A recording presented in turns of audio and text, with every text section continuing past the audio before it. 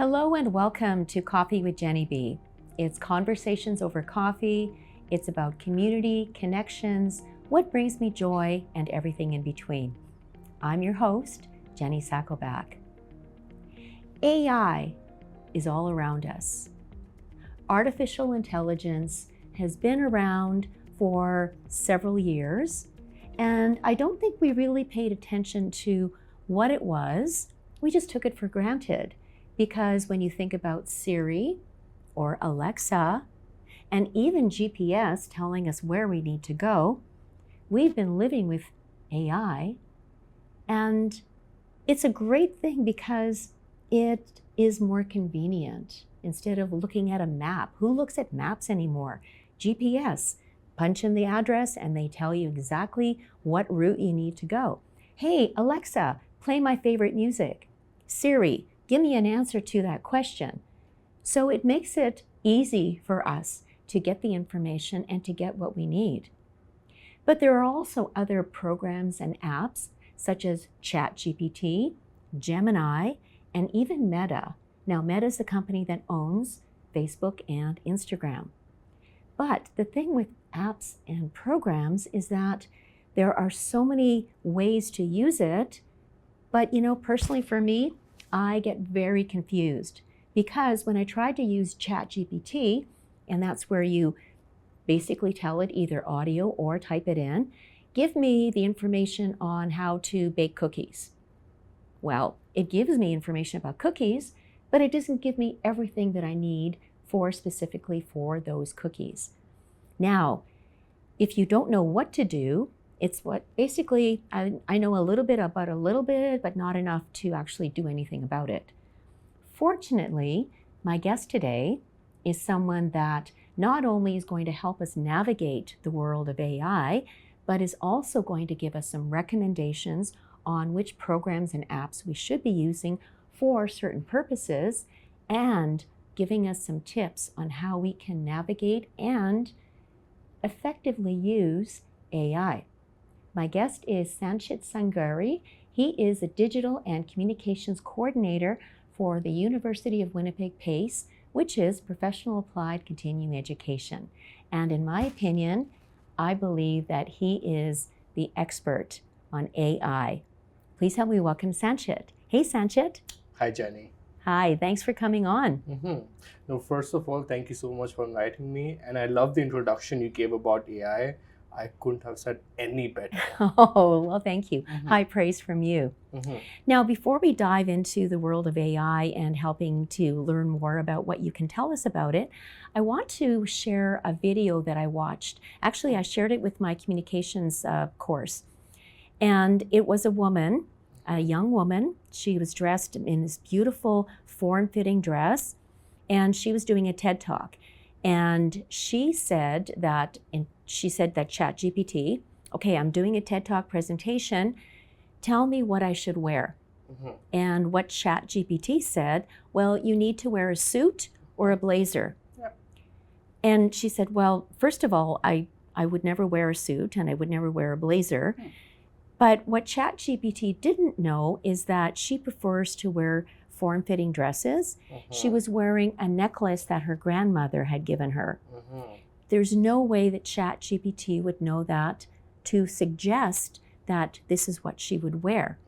She found it very interesting because the problem is that ChatGPT or any of the other programs and apps, it's basically a tool. It's no different than a calculator. You punch in the numbers, you get the answers. Same thing with ChatGPT and other tools is that you have to give it specific information. So give us some idea on what you can recommend in terms of how we can make it work better for us. Absolutely. So first of all, I would like to emphasize that you mentioned it as a tool. ChatGPT is a tool, right? It's not here to take our jobs or just how people get so scared with AI in general. AI has been there for ages. Literally, the inception really began in 1950s with World War. So there was this guy called Alan Turing. He helped UK crack the win the World War by having this AI system back in the 1950s, which could crack Germans' navigation system. Oh, okay. So it really began there, and then throughout the years, it's been there.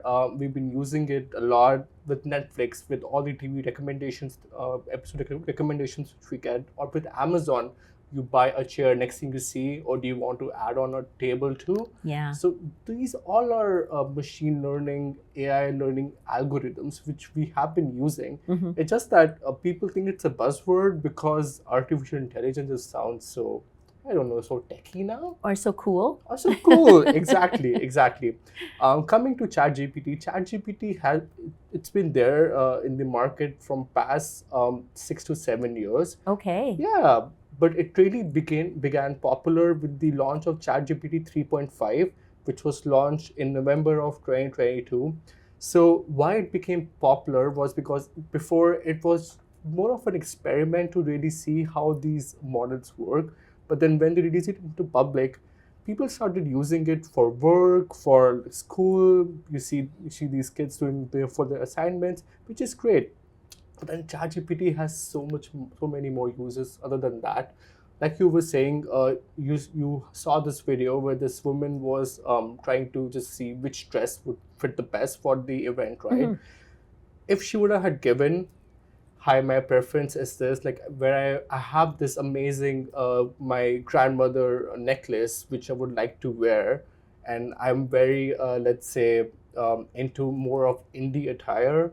So suggest me something based on that. I always say that ChatGPT is like your best friend, which knows everything but nothing at the same time. Like it has all the information, but it doesn't have the information which is there in your head.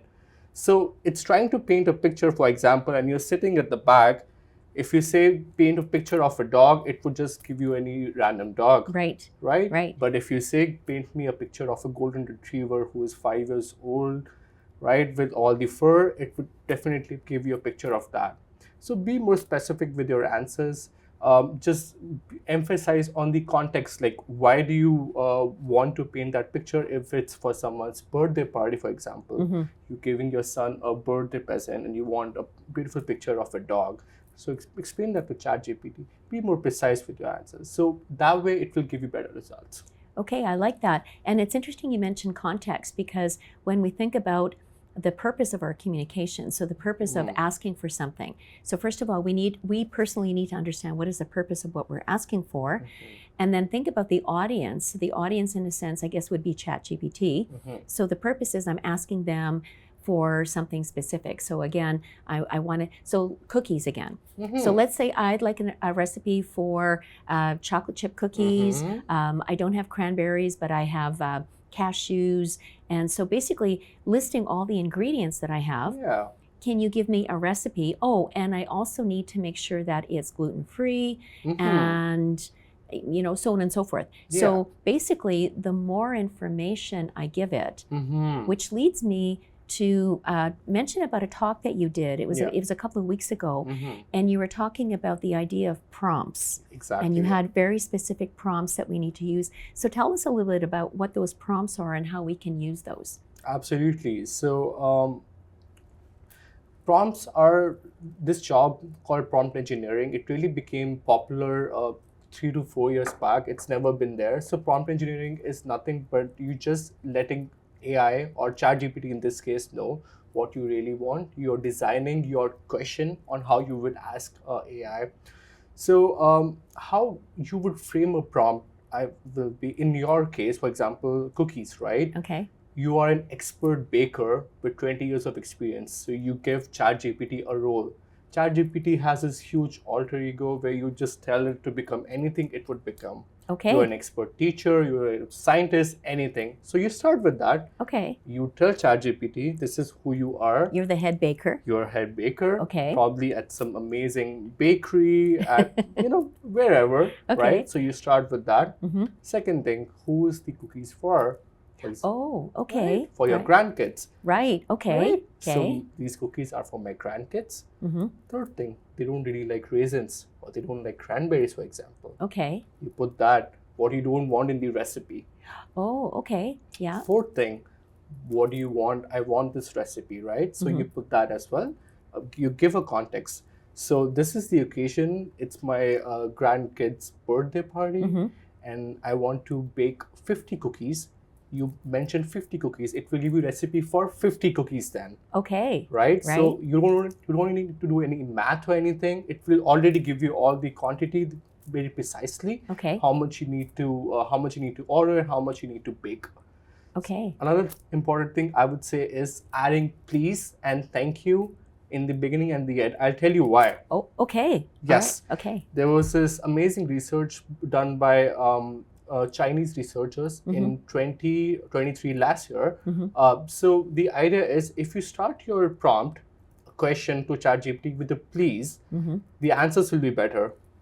So how it really works is throughout our human history, we have never interacted with machines. It's Right. really our first time we are interacting with the machine, Yes. and the machine is giving us answers. Okay. So the trick is in your mind, if you start a question with please, Mhm. your mind will think that you're asking a person. You're not really asking a machine. Okay. Hey, please help me with this. Like, just try it out next time. Just start your question with please, and your question will become much more detailed. Mm. You would think that I'm asking, let's say me, you're asking Sanchit instead of ChatGPT. Right. So your prompt will become much more detailed. So that's a thing which I've been like doing lately. Every time I start my question, Mhm. please ChatGPT, could you give me a recipe for chocolate chip cookies? You are an expert baker. You'll see the results change completely. You know, it's interesting you mentioned that because it's no different, machines aside, it's no different than if I were to say, hey, Sanchit, I want that recipe for chocolate, to give me that information. And you're like, wait a minute, like, that's rude. Versus if I said, please, could you share that recipe with me? I'd really appreciate it. Thank you so much. You're more apt to want to do that for me and also smile at the same time, thinking, absolutely, I'd love to help you.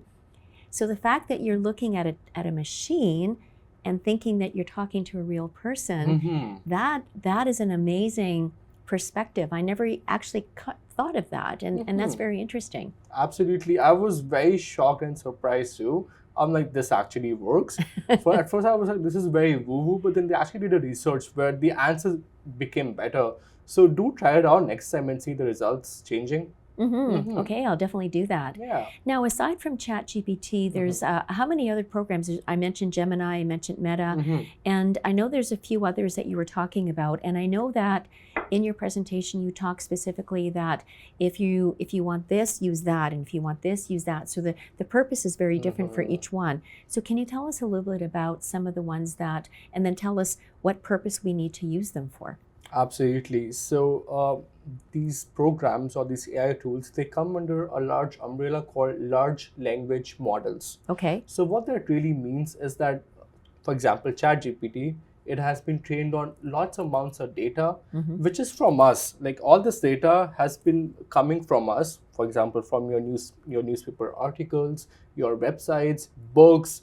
So all these systems, large language models, LLMs, they have been trained on lots of data, and each LLM, each of these AI tools, they have a certain speciality. For example, if I have to name it, ChatGPT will be my most creative buddy. Use it for brainstorming. Okay. It will give you the most creative campaigns, initiatives, ideas. So I use it for that. Okay. If let's say, if I have social media, Instagram, and or if I'm writing an email, I want that email to be more friendly, more, let's say, more conversational. There's this LLM called Claude, Claude. Oh, Claude. Okay. Yes. Okay. It's so good at generating human like context, human like content. ChatGPT is good, but then the problem with ChatGPT is sometimes the answers can be very robotic, and it tends to use a lot of technical words. Okay. But with Claude, the way it has been trained on data, it's very humanized. It's very polite in a way. You want the answers how you would reply to me. That's how I would get the answers. Okay. Another one, Gemini. I call it my a nerd friend who's the smartest one in the classroom. any mathematical questions, anything with regards to STEM problems, science, technology, engineering, Gemini is great at that. It will give you answers with 90% precision, which even the smartest human beings in the world, they might also not be able to give you that. Okay. There's another one called Meta. We all use Facebook, right? Yep. We all use Instagram. Yep. If you have noticed, have you noticed that we have Meta AI on our WhatsApp and Instagram? I know, I noticed that. So why is that there? So AI is becoming so, I mean, just like advancing so fast that we already have it on our Instagram and WhatsApp. So how that works is it's the same data set, it's the same large language model what Meta has.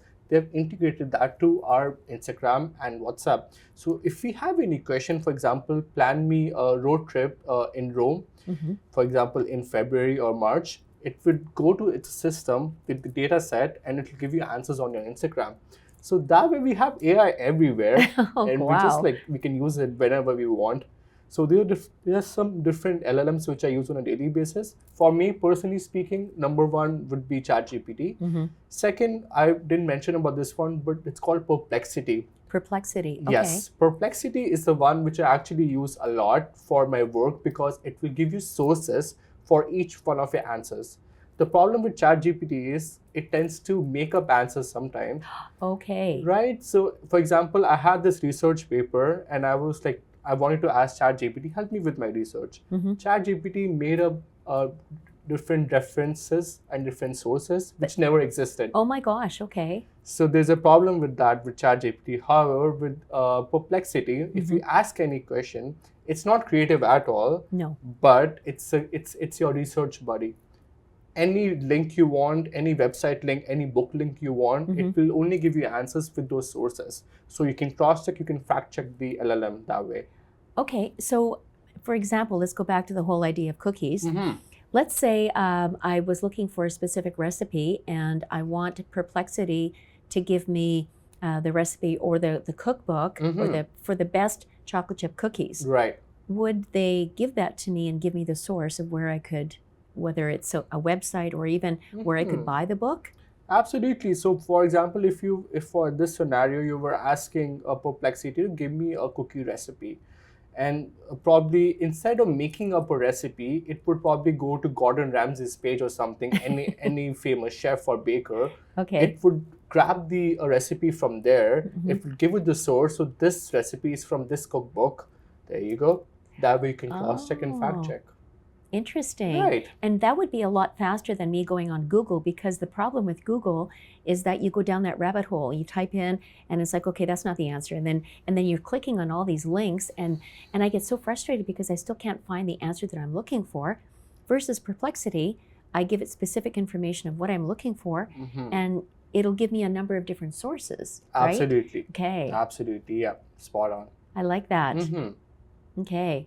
Now, when it comes to the different programs and apps and so on, right, which would you recommend? Now, I know you talked about, ChatGPT for every use, and then Claude if you want something a little bit more humanized and so on. Because I know that sometimes there's an issue with the fact that, the information that you get is a little bit more, like you say, robotic. It's not really. And the problem is that I know with students, for instance, and at all the institutions, there has been sort of not a ban, but basically asking them not to use ChatGPT or AI for their assignments because that can limit the idea of critical thinking and using your creativity. So can ChatGPT or AI work together with critical thinking and creativity, or is it going to replace critical thinking and creativity? What are your thoughts on that? So that's such an amazing thought. For me, I love AI. I'm the AI's biggest advocate, but also I understand the fact that because using AI is so easy, people would rely on it 100%. Critical thinking and deep thinking is one bit which differentiates us from machines, right? because humans can think so deeply and we can come up with these amazing ideas. Even ChatGPT was because of one of our inventions, right? Of course. Yeah, born out of that deep thought. I do have major concerns with that, where I think that people, instead of using it as a tool, they would totally rely on it, that they would use it for everything. Yeah. So that critical thinking and deep thinking part, I am very much concerned. But at the same time, people would understand that, okay, listen, like, if I keep on using it, then what about my own thoughts? And for example, if everyone uses ChatGPT, let's say in a class, to build their resume, let's say 30 out of 40 people who didn't use ChatGPT, or people who used just to get the structure of the resume, but they add in their own thoughts, they would probably get the job, because their resume would be different from all the others, right? Right. So that's where like human plus AI collaboration really comes in. Instead of just relying 100% on AI, have 50-50, or let's say 70 human and 30 AI. Yes. Yeah. And it gets back to the content, because, you know, the phrase content is king, but it's not just content for the sake of it, but it wants your authenticity. It wants your voice. It wants your experience. And if you tell it, and you can give it all the prompts in the world, but it's never going to be actually your voice. Absolutely. So instead of relying on it for, like, give me the Instagram post or give me the content, using it for research, as you mentioned, give me some ideas on some posts that I want to do about chocolate chip cookies. You know, so they can give me ideas, but then it's up to me to actually now fill in the content. And really, it is a great tool to help when you're thinking about doing research, because it saves you so much time. Like me looking at Google, I'm spending hours looking for information versus, hey, Perplexity, I'm looking for blah, blah, blah. 2 minutes later, I've got the information. Thanks very much. Now I can continue and do some work, and it saves me so much time. Absolutely. That last bit saves me so much time. That's why I love using AI. I was never this like AI or like a tech expert or anything, but then once I started using it, I could have so much more time to work on other priorities, work on other projects, which I could never before. Right? Because like you have these amazing ideas and you have these amazing things going on, but then you can't really do it because you are stuck up, let's say, with work, or you just don't have time to do other stuff. With AI, you can work, like have your work going on, and plus, like, let's say your side job, like, or a side hustle or anything, you can do it with AI. So it's a great buddy which we all should have, but just use it as a tool. Okay, it made me think. So I just got a new car, but if I was looking for a car, let's say instead of looking at Auto Trader and all those different websites and doing some comparison, this is something that I could use Perplexity for. I'm looking very specifically. I want this and this and this and this, and I want this price range, and I want the number of kilometers, and I want it in Winnipeg. So it will go and look and find that information for me, and maybe even give me, and if I ask for pictures, like photos, give me photos of all the cars, then I can have a choice of different lots that I want to go to, which I might never have found on Auto Trader or any of those websites. So my mind is like, wow. Absolutely. No, like you said, and also I just want to like get into basics for one sec, that why ChatGPT works like that and why Perplexity works like that, if I may. Of course. So ChatGPT, the GPT word stands for generative, pre-trained, transformative. So it's generating new stuff based on the pre-trained data. Okay. That's what ChatGPT is doing. So the more information I give it, the more information it gives me back. Absolutely. Okay. So the more information you train it on, it will give you more information based on that, right? So that's ChatGPT for you. How Perplexity is working, it's working on a model called RAG, Retrieval Augmented Generative. So it's retrieving specific information from the website instead of getting trained on the pre-trained data. Oh, okay. So it's not even looking at pre-trained. It's going specifically for the information that I'm asking it to find. Absolutely. Okay. Exactly, yeah. So that's a basic difference between GPTs, like Claude, ChatGPT and everything, and an RAG model, Perplexity, where it's just like going to those specific websites instead of going on any pre-trained data. But then again, there's limitations with Perplexity as well, where it cannot give you any new creative stuff. For example, you're trying to build on, let's say, new chocolate chip cookie recipes. ChatGPT might give you with peppermint, for example, with pumpkin, for example. Right. But with Perplexity, the answers will be very limited because it's coming only from certain websites. Right. But if I wanted chocolate chip cookies with pumpkin, it would try to find it. Now, let's say, for instance, there was no recipe out there, chocolate chip cookies with pumpkin. Would it come back and say, I can't find anything? So that's a great question. So if Perplexity cannot find any, let's say, any particular question or anything, it will try its best to make up an answer without giving you any sources. It would also like highlight that, right, like this answer I couldn't find on any sources, but then this is the result, because the LLM is trying its best to serve you. Right. So it will try to come up with a not so tasty cookie recipe, I guess. Okay. Yeah. But it's obligated to give you an answer. Absolutely. That's AI's job. Yeah. Okay. Well, it does it very well. Absolutely. Now, going off AI for a second, when did you start? Well, first of all, two questions. One, what made you decide or think about wanting to post about AI on LinkedIn? Yes. And how many posts have you actually done? I don't know if you actually know the number of it, because I see you posting all the time. So tell us about your journey with AI and LinkedIn. Absolutely. So, like I said, I don't really have a tech background or any AI background, but then I started using it. It was really at work. I started seeing results changing, and I could have so much more time in helping other departments at my work with their stuff. And then I was like, I'm using it, and I love to share information. And I saw this social media channel called LinkedIn. You have all these amazing professionals there, CEOs there. They all are there. They all are, most people, they like to consume the content or the information. I mean, that's amazing. I've been doing that for my life. Now here I am. I do understand AI a bit more deeply, and then I use it every day. I got my tips and tricks. I'm like, why not to share this information with the world? Yes. And the amazing thing about LinkedIn is that the algorithm, how LinkedIn works, is it's so nice. It's so beautiful that if you post something, literally everyone in the city knows that you're posting. Next networking event you go, they will probably see you over there, and then, oh, this guy posts about AI. He's the AI guy. Yeah. If I have anything AI related, I can probably call him, call her, right? So that's why I started posting on LinkedIn, and the number I post every day, so it's 273 and counting. Oh my gosh. Yeah. I haven't missed a day. Well, good for you. That's amazing. Thank you. But how do you come up with something different? I mean, because I don't think, because I obviously I follow you on LinkedIn, and I see your posts and everything, and I don't think I've ever actually seen you post something the same in all of those days. So how do you keep it current and fresh and informational?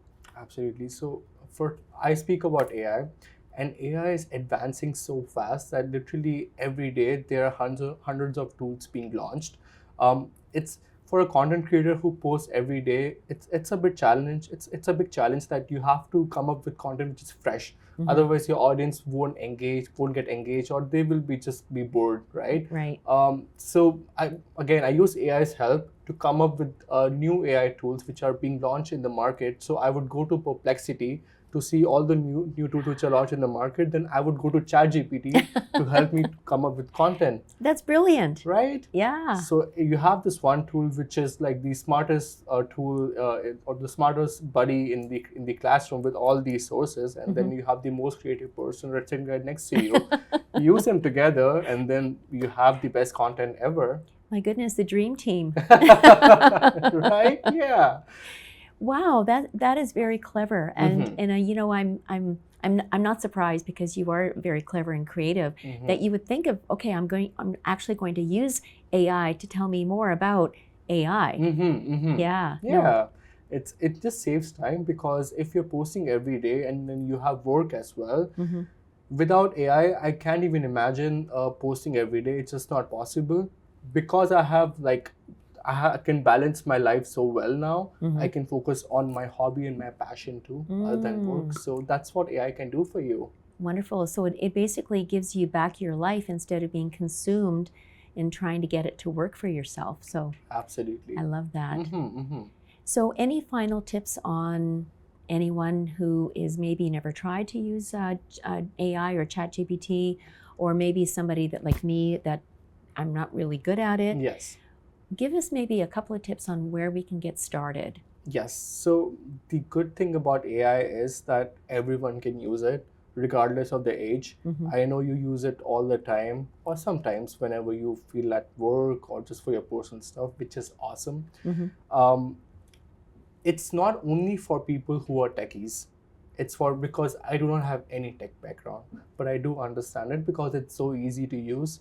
So first step I'll say is that admit that you're already using it. If you're using Netflix or if you're using Amazon, you're already using AI, right? Right. You're already getting all these recommendations and everything, so you're using it. So that's the first step. You admit that you're using it. Second step would be go into the basics. Go into ChatGPT. Just be like, just for fun, give me a chocolate cookie recipe or something. But don't forget please and thank you. Don't forget please. Don't forget please and thank you. Third step would be after you are a bit more, let's say, comfortable with the basic ones, you start using for your personal stuff. Then the third step will be use it for your work, if your work allows, because I know lots of companies also, they're a bit hesitant on using AI. Yes. Which is due to privacy related concerns. I totally get it, because you don't really know where the information is going, whatever you're feeding in. So that's one aspect we should be very careful at. Yes. After you are comfortable with your personal life and work life, then start getting into more advanced level tools. For example, automation tools like Zapier, where literally you can, from writing the content to posting it to replying to the people who commented, you can all do it with this one app called Zapier. You can automate everything. Wow. So the possibilities are endless, and just start with ChatGPT and let's see where it takes you. Okay, that's good advice. All right. Well, thank you very much, Sanchit, for coming in. And I know that there have been several discussions about AI, but I knew that you would bring a different perspective and really talk about the different tools and what they can be used for, and also in terms of how to be more specific in terms of asking. And of course, please and thank you. I mean, who knew? Well, thank you so much, Jenny. It's been a pleasure. And I hope more people use it, because if you don't, then someone else might take your job who is using AI. Yeah. All right. And don't forget to check out Sanchit's LinkedIn account, where he will be posting every day. Check out his previous posts, because there's a ton of information. And if you're ever hesitant about trying to use AI, I know that his tips and tricks will definitely help you. Thank you, Sanchit. Thank you, Jenny. So this has been Coffee with Jenny B on the Multicultural channel. I am your host, Jenny Sakovac.